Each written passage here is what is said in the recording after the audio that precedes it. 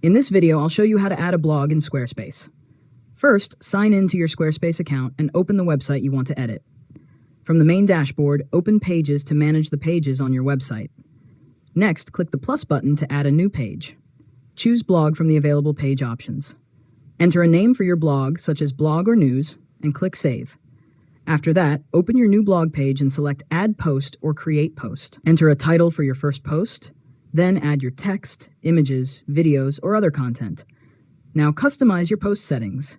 You can add a featured image, categories, tags, an excerpt, and other information. Review the settings, then save your post as a draft or publish it when you're ready. Next, customize how your blog appears on your website. Open the blog page settings and adjust the layout, post display, and other available design options. Finally, preview your website and open the blog page to make sure your posts are displayed correctly. When you're ready, publish your changes so visitors can access your blog. And that's it. You've successfully learned how to add a blog in Squarespace.